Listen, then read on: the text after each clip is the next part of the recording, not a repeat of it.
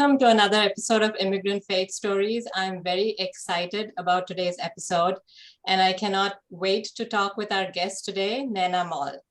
Naina is the programming manager of Park 7, and Park 7 is a media ministry by and for Pakistani Christians, supported by Christians from all over the world.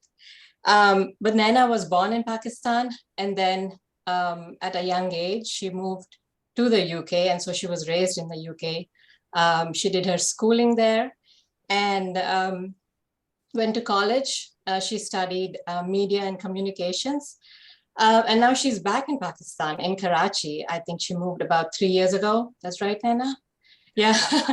So she's back in Karachi, and I just wanted to welcome her on this show, and we can't wait to talk to you about your story and about your life, your ministry. Welcome. Thank you. Thank you so much for having me. The minute I got your email, I looked at what you've been doing and all your other podcasts, and it's a joy to be here. Thank you so much for giving me this opportunity where I can share a bit of my story to encourage all your listeners.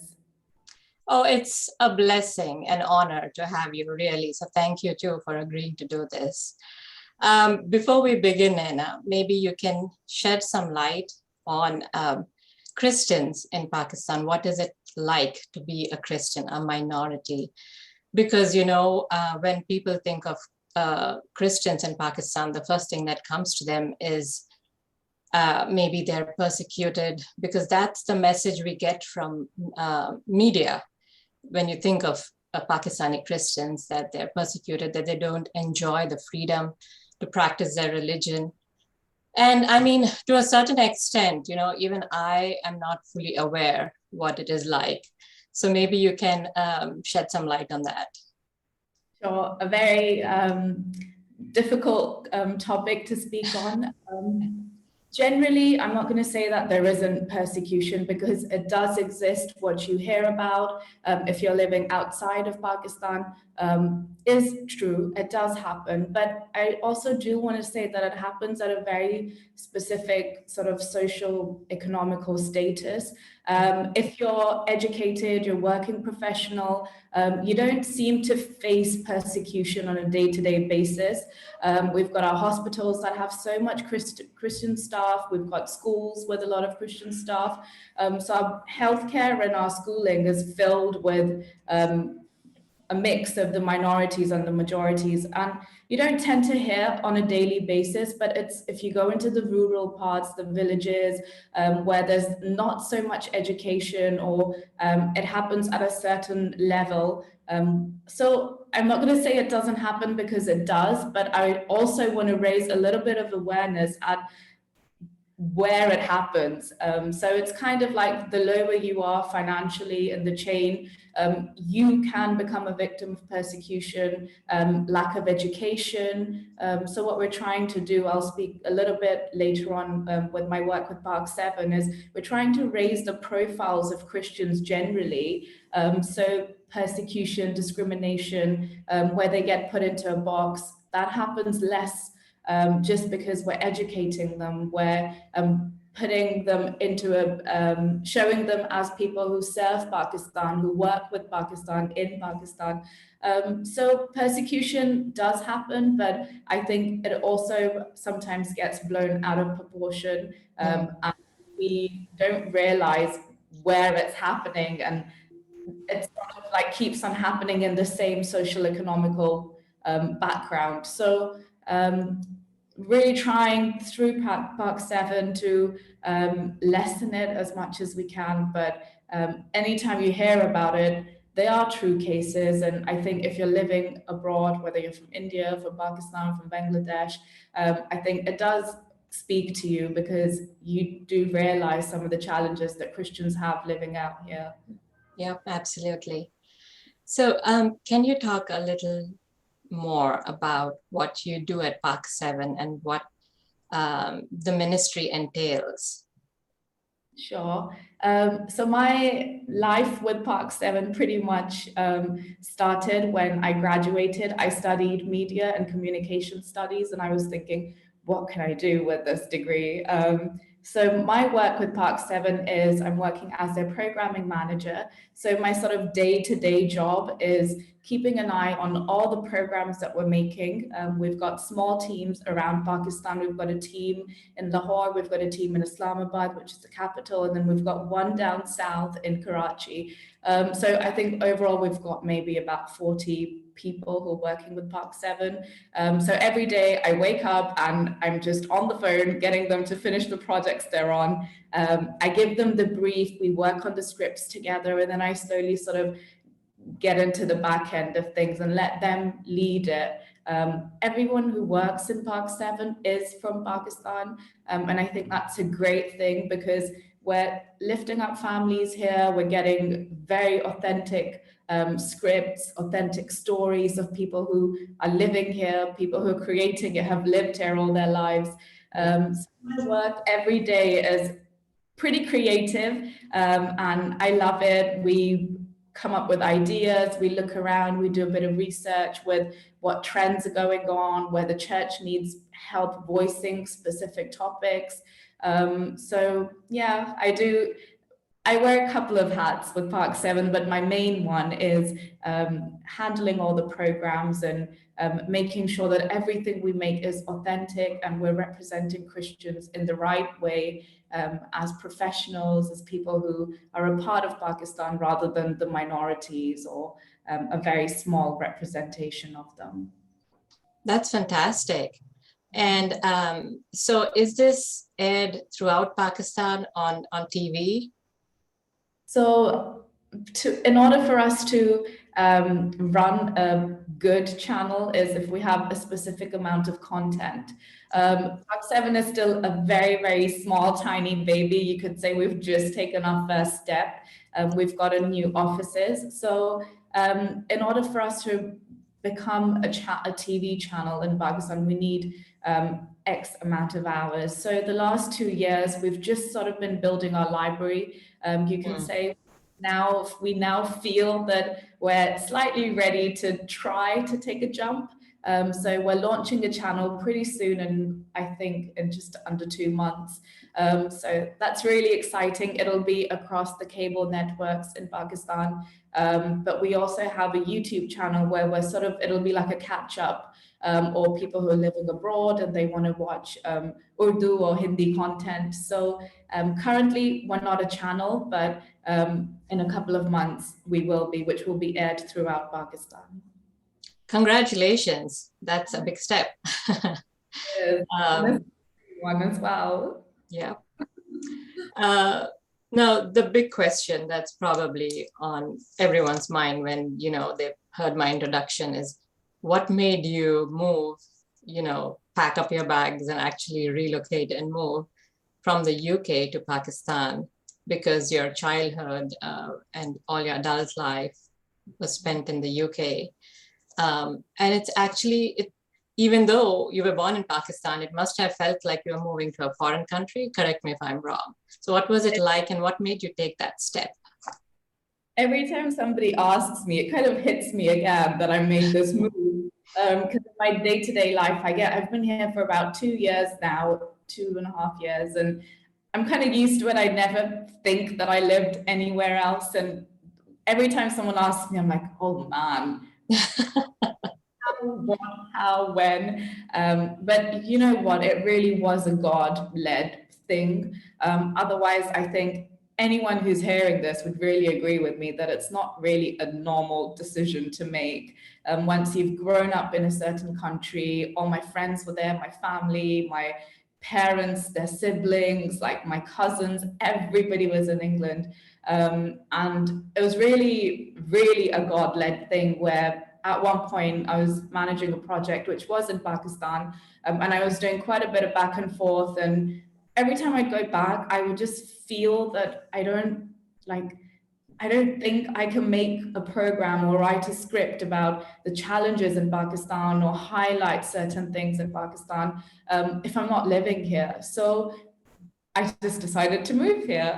And it really was it was a God thing, because honestly, the transition was so smooth and there were no sort of like big shocking moments that I was like, why have I done this? I was never really questioning my move once I'd done it. And I think other than it was a God thing, I have no explanation for it. And anyone who's walking with God, with Jesus, they could relate to it. Like they don't really even ask me, but how? Yeah. But anyone who maybe isn't at that point in their relationship with Jesus, they would ask me, you know, like the day-to-day challenges. But it's almost like God, when he takes you somewhere, he equips you, he prepares you. So I didn't even have to sort of like counsel myself or get therapy or anything.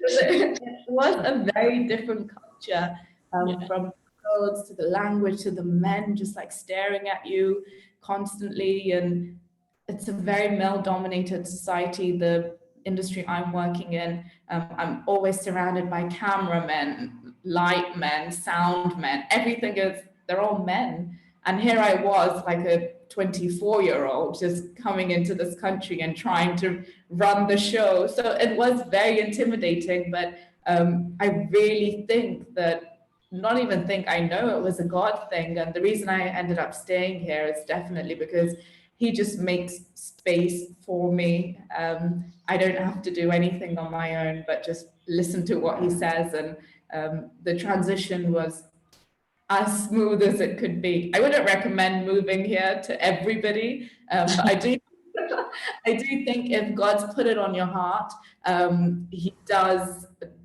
smooth things out for you. Yeah, that's amazing. And it's so nice to see how, you know, obedient and willing you were just to follow in his leading. And we can see the rewards. He's blessing you and he's using you in a big way for his work. So that's awesome to watch and to know. And it's inspiring, you know, that to just take God at his word and follow him where he wants you to go. And everything else will follow. He will equip you and he will guide you. So thank you for sharing that. I wanted to ask you a little bit about your personal life. How did you meet your husband, Anik? And is he from Pakistan? He is, and I do owe that to my CEO at Mark 7. He actually put me in touch with him with the first project that I did. It was quite a big project, and we were training, I think, about 24 young people, and it was sort of stretched out over a year, where we were giving them media training for about three months, and then we were filming it, sort of like Dragon's Den or Shark Tank, if you've ever seen that. Mm-hmm.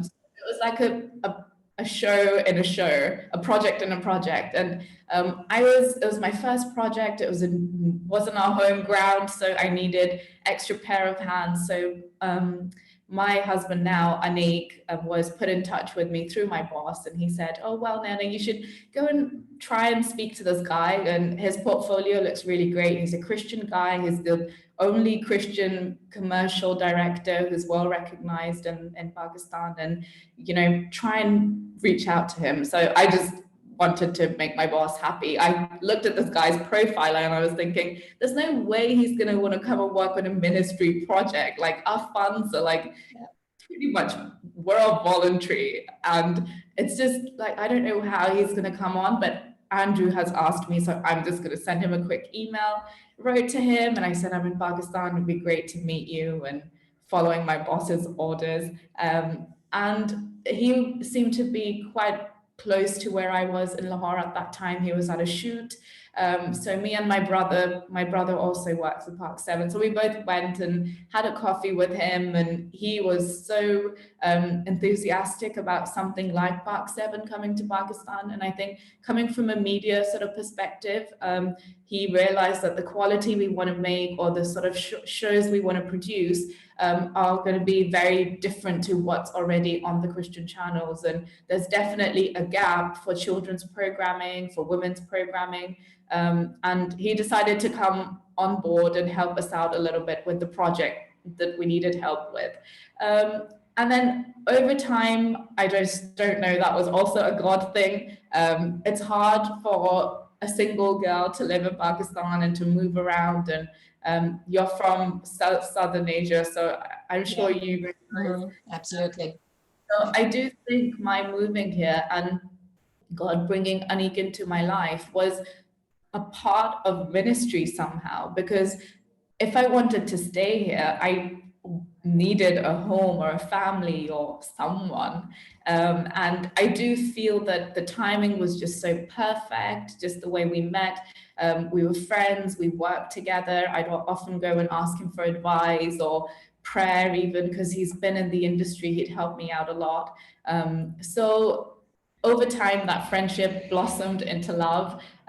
We decided to get married, and I think it's such a big blessing, knowing that your spouse has the same heart for ministry, and also the same sort of line of work. If I'm shooting or coming home late, a normal Pakistani husband would not be okay with that.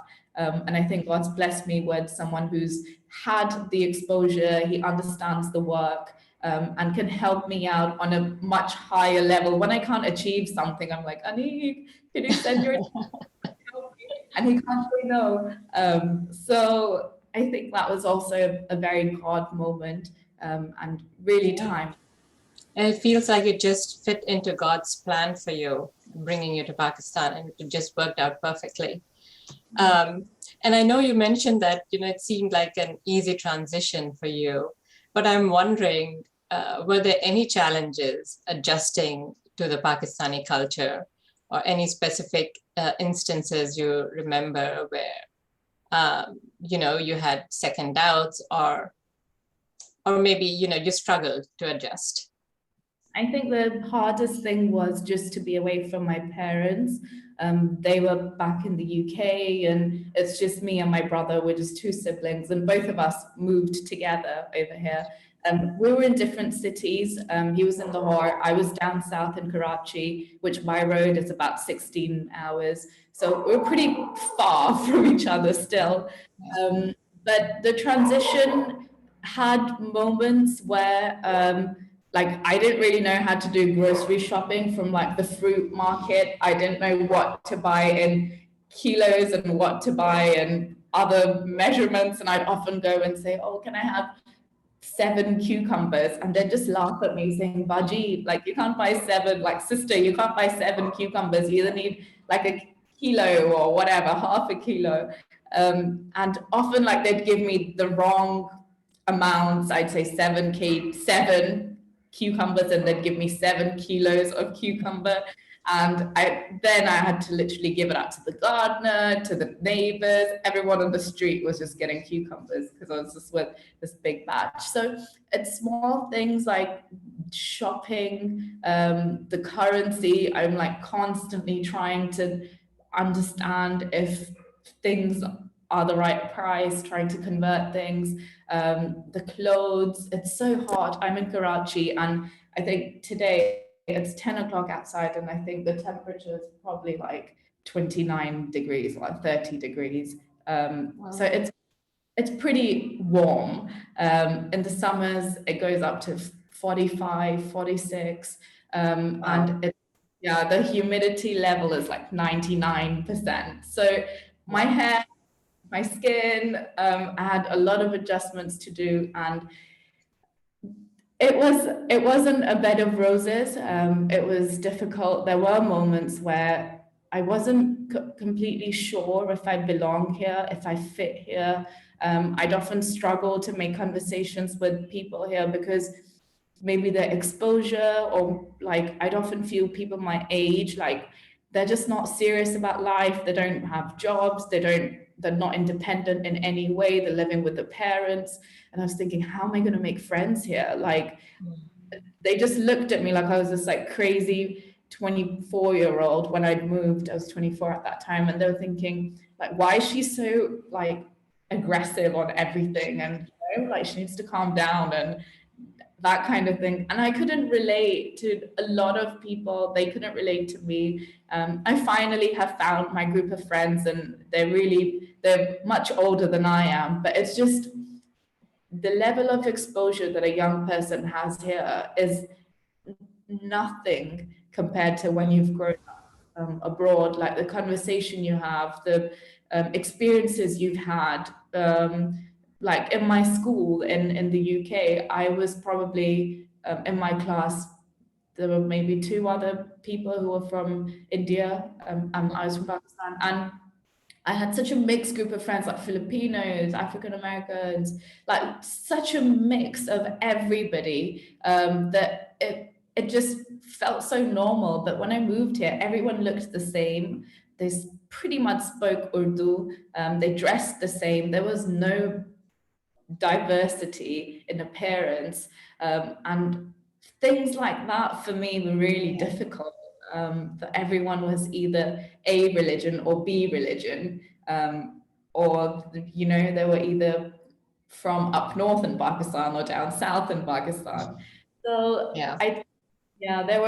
there were challenges, and even every day, like there's something that I learn. So I've sort of got a handbook in what I write down things, and like things that go right, things that I've really messed up. I'm sure one day I can publish my experiences like living in Pakistan. That's a great idea. That's cute that you have a handbook. That's a good idea. And you talked a little bit about your time in UK, but maybe we can dwell on it some more and tell me about your experience growing up in the UK. How was it? But were you still, connected to Pakistani culture, or how was it? So we moved to the UK when I was about 6, and I grew up there, went to school there, university. So our family household was pretty Pakistani. Like we'd make roti, dal, all the desi food. We'd speak Urdu to our parents, although both of them could speak in English to us. But I think that was a choice that my parents made, to speak to us in Urdu and sort of keep us close to home, or making sure that we don't forget our language. So we had a pretty Pakistani upbringing. At school, obviously, things were in English and the Western way, but at home, we'd come back to another culture. So my cultural identity is pretty, like I have both, like a 50-50. Like I call myself a British Pakistani, because we were a very Pakistani household, even with rules like can't do sleepovers. You can't, after a certain amount of a certain time, be careful when you're out on your own. Your parents would call you and they'd be concerned. And both of my parents were working. They're both very open-minded, and we've got a great friendship with them, my brother and I. But still, that Pakistani-ness was in them. And I'm actually really glad that I had that upbringing, because England has a very mixed culture, or even no culture of its own, I can say. And I think it's important for families or individuals as young people for us to hold on to something, and not sort of lose our identity, because I definitely didn't look British. So it doesn't matter, no matter how many years you've been living there, a sense of belonging somewhere, I think carves you as a person, gives you your identity. So growing up in the UK, we went to a Church of England church called St. Paul's.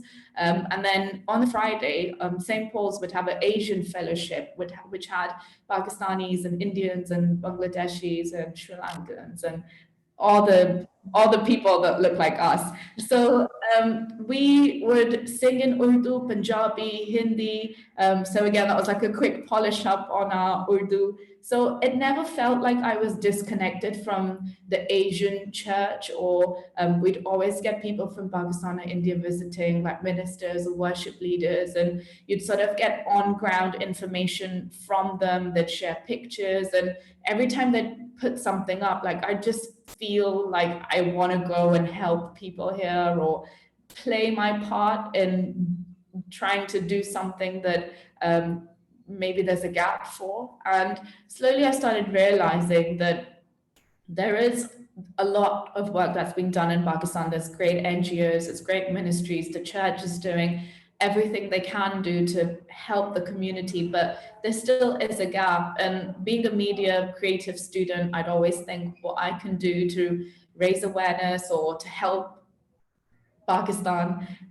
So living in the UK, I think if I didn't have this sort of cross-cultural experience, I would have really struggled moving back here. When I moved here, I spoke Urdu very fluently. I can't read and write it that well, but I can get by. If someone writes like something bad, I can.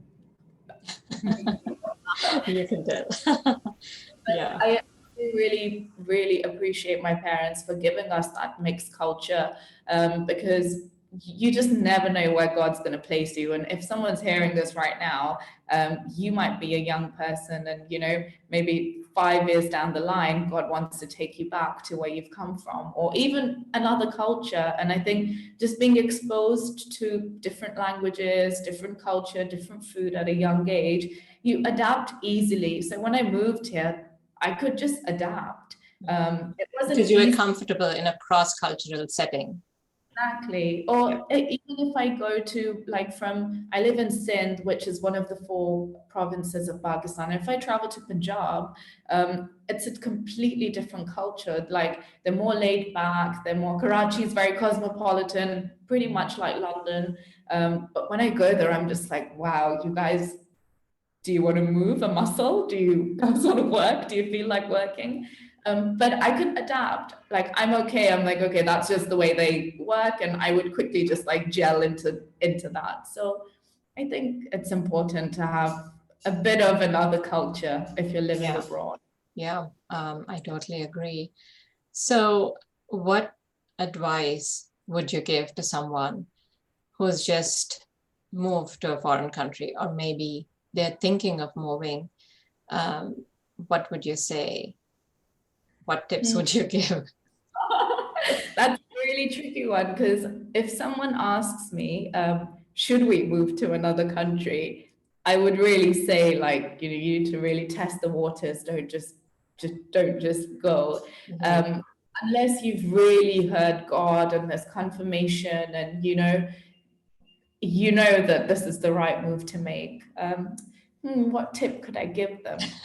Definitely. But that's a great tip, to just not, go there and relocate immediately, but just make a few trips, maybe just test the waters, like you said. And I think that's a great suggestion. If you can make a few visits or ask around and just get there and experience it for yourself.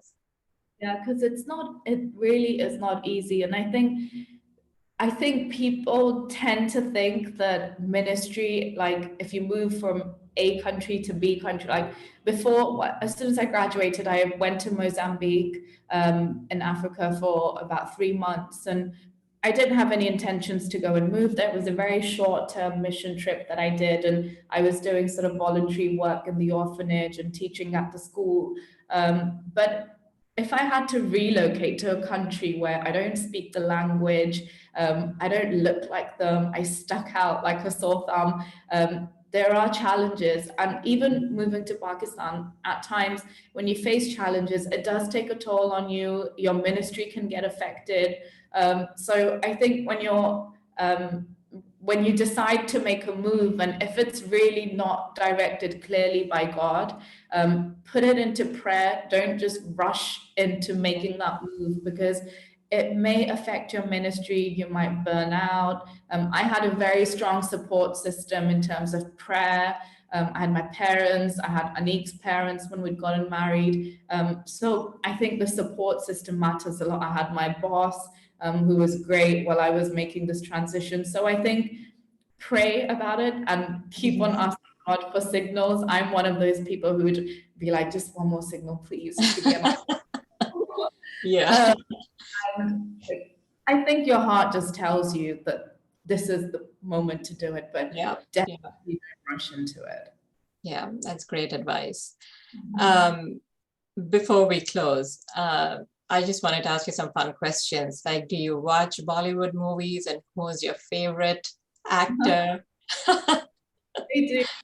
I have my screen time is quite a lot. I'm not going to tell you how much because it's embarrassing. But in my defense, I am a creator, so I watch a lot of programs, Bollywood, Hollywood, English cinema, just to sort of understand what's going on, what people are enjoying, and then what we can take out of where to make a Christian program. As funny as that sounds, but our audience now has become so aware and spoiled for choice. That we can't make a sleazy a Christian program that's just not up to the mark that they're used to.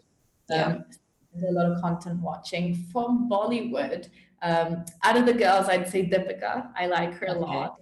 And the guys, maybe her husband. I think the pair of them, they're sort of like the power couple. And Ranveer Singh, right?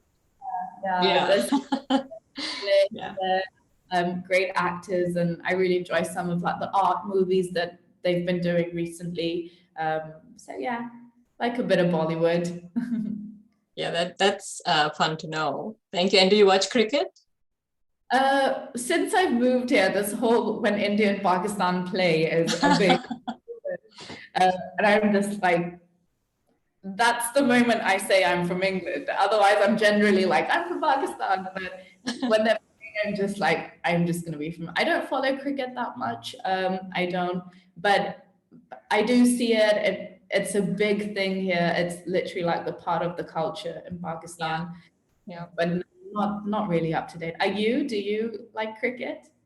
I do like it, but I mean, like you, I don't watch it all the time and every match. My husband watches a lot sometimes. I mean, I just like to watch the finals. Don't make me watch all the qualifying rounds and everything. And, and sometimes even the finals, I'll say, call me when, you have the last 5 overs or something. So yeah, here and there, but I'm not an ardent fan, I would say. Oh, this was so much fun, Naina. Do you have any last thoughts to share? I think I've pretty much poured my heart out, and I really enjoyed speaking to you. Thank you so much for having me. And I really pray from now to the release date that God would really use our conversation to build people up. And I'm going to be praying about this and praying about your ministry. What you're doing is phenomenal. I think media is so versatile that what I do with a camera may be different to what you're doing, but we're still trying to reach hundreds and thousands of people across the globe. And I think media has that power. So I was really encouraged by a ministry that's not sort of like my sort of work with the camera and the lights and the studio, but it's a podcast. And I think God can touch hearts through anything and anyone. So thank you so much for having me. It was really a pleasure. And I do see us being friends after. Absolutely. Yeah, I'd love to keep in touch. And it's our pleasure to have you as a guest. And amen to everything you said. These days, we as Christians should use any and every means possible to get God's story out there. And our stories, when they become God's stories, they have to be shared so that others can see God in our lives. So thank you again. And I'm sure we'll talk again soon. Yeah. Perfect. Thank you so much. God bless you. Bye-bye. Bye.